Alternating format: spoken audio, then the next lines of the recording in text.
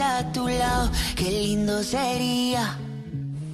Back with us on the SportsMax Zone. Before Sunday's El Clasico, Barca boss Ronald Koeman said he could not be under more pressure. Well, following a 2-1 defeat to Real Madrid at the Camp Nou, the pressure on the 58-year-old from Zaandam in the Netherlands has ratcheted up a notch. The defeat meant Koeman became only the second manager in Barca's 122-year history to lose his first 3 Clásicos. And if you thought things couldn't get worse for the Dutchman, think again. Koeman was targeted by fans as he drove out the venue after the game. Videos posted on social media, like this one, show the Dutchman navigating his vehicle through a crowd as several fans slapped or kicked the vehicle while shouting out. There are reports that fans even spat on the windows. The club issued a statement swiftly condemning the incident. That statement said,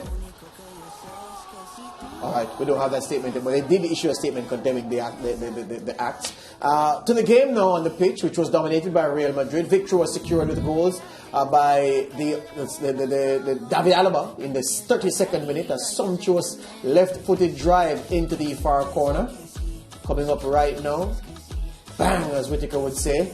And then Lucas Vasquez sealing the deal in the 3rd minute of added time. Marco Asensio on the run. His left-footed effort will be blocked by Ter Stegen, but Vasquez quickest to the rebound, picking up the scraps. And Sergio here got Barca's consolation in the 97th minute with what was only Barca's second shot on target. Let's now hear from both coaches, starting with the Barca boss, Ronald Koeman. He said, "I'm not happy with the result. I think we deserved more. We knew we couldn't afford to miss opportunities and that if they got the lead, they know how to defend. We were not good in the last quarter of the pitch. Losing at home to our biggest rivals in a close game is tough to swallow." The Real Madrid manager Carlo Ancelotti said, "We played a practical game. We knew what we needed to do and the boys executed the game plan perfectly. Our team enjoyed playing on the counter-attack and I have to take advantage of that."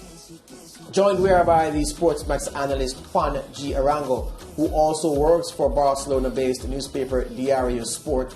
And Juan, how much different could the narrative have been if Sergio Dest had found the target with what was a presentable opportunity with the game at 0-0? It could have been different.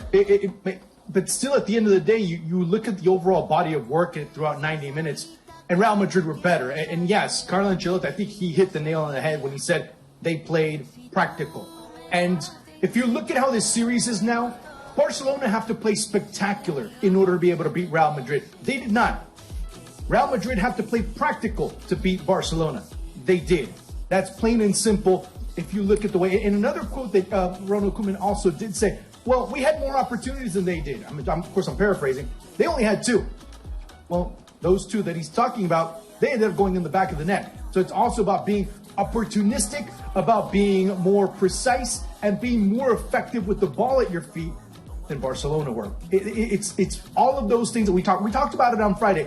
Which was going to be the team that was going to be able to take advantage of the weaknesses or the matchups that they had in front of them? It was Real Madrid at the end of the day.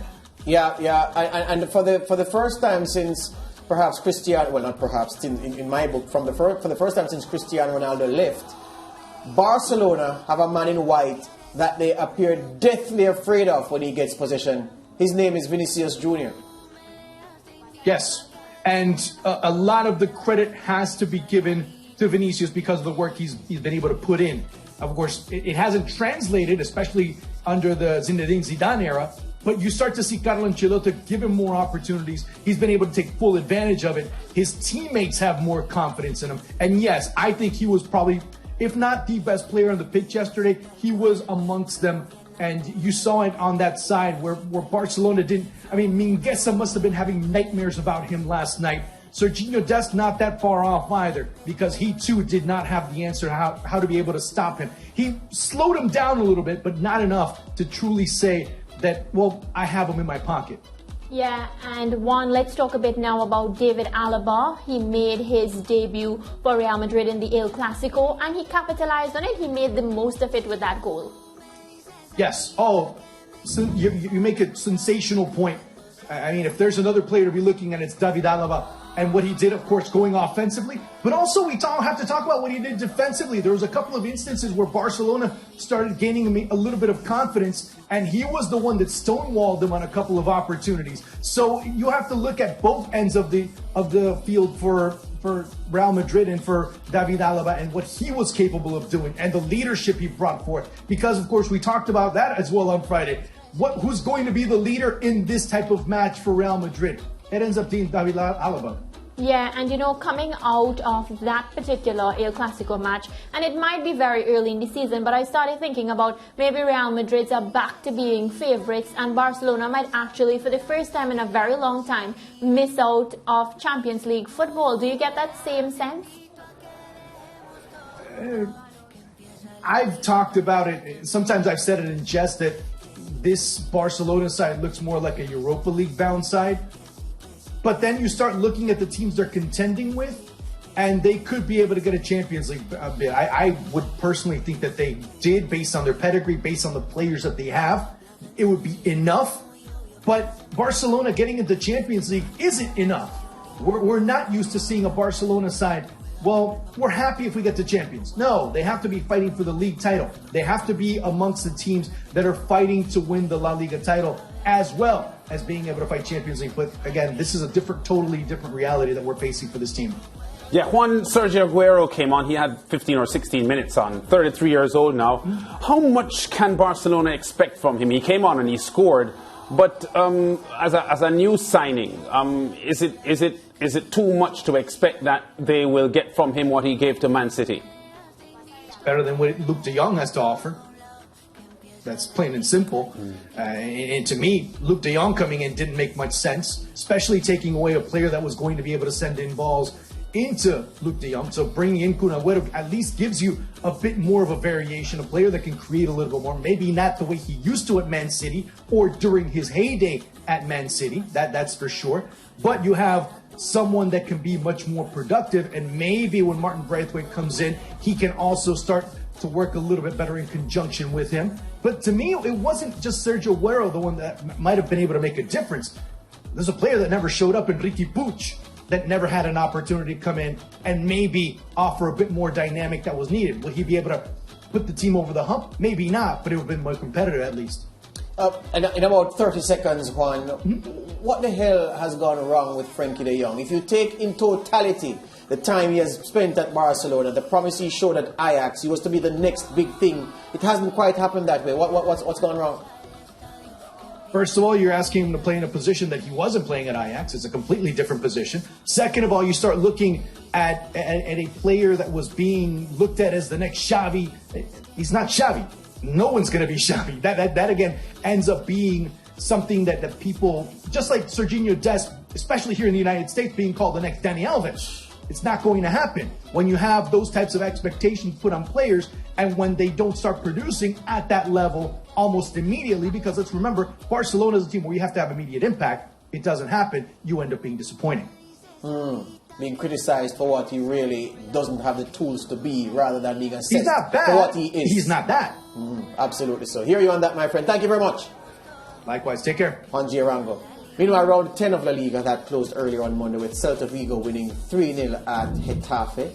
So the full list of results from the floor up: Real Sociedad Atletico splitting 4 goals, Suarez getting 2 for Atletico, Real Betis overcoming Rayo Vallecano 3-2, confirming Real Madrid beating Barca at the Camp Nou, Sevilla beating Levante 5-3, 8-goal thriller, Athletic Bilbao beating Villarreal 2-1, all square between Elche and Espanyol, 4 goals in it. Cadiz lost at home, beaten by Alaves, 2-2 between Mallorca and Valencia, and then Granada and Osasuna sharing 2 goals.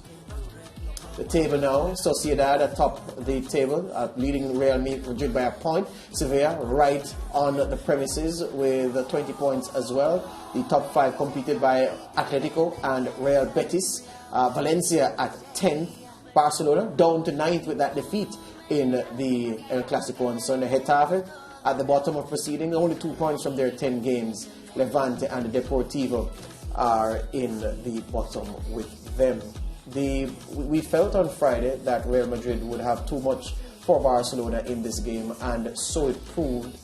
But I saw things in the Barcelona performance that give me confidence that it won't be all bad. But from a Barcelona fan perspective, especially the ones in Spain who are connected to the club, anything than a credible title challenge is going to be a major disappointment. So whereas for me, if they finish third or fourth, close run, it's good enough. For the Barcelona fans in Spain, that's not good enough, and you can understand why.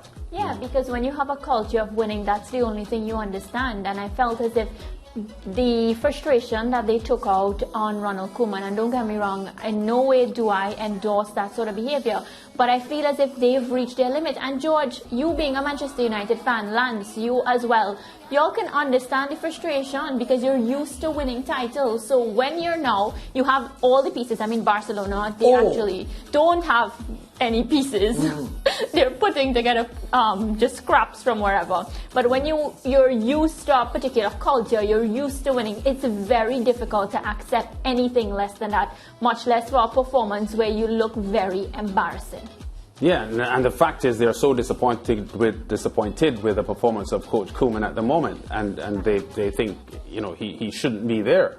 I'm not sure who can solve Barcelona's problems because, as we have discussed many times, there are financial issues to consider if they want to beef up their roster. So it's problematic, but I agree with you both that, you know, Barcelona not winning, you know, just playing okay is not good enough for Barcelona fans. We need to open a GoFundMe. The club have successfully poisoned the fans against Koeman and deflected responsibility for their bad business practices and the mess of the finances that has caused them to be in this position without Messi and with some B-rate and unwanted rejects. Sergio Aguero is a Manchester City reject, finished at the top level. Barcelona take him. Luke de Jong couldn't make any of the top 10 teams in Spain. A reject. Which is why I was asking Juan, how much are they expecting from Aguero? Well, nothing, because they know he's washed up. So the point is, the club did that business, gave the manager these bad pieces to play chess with, and they're losing football games, and the crowd blames the manager. Absolutely well done by the Barcelona management to deflect and shift responsibility for the mess they're presiding over. They sound like politicians, George. They are politicians. And worse yet, how they treated Messi. They are politicians. Break time. Let's go.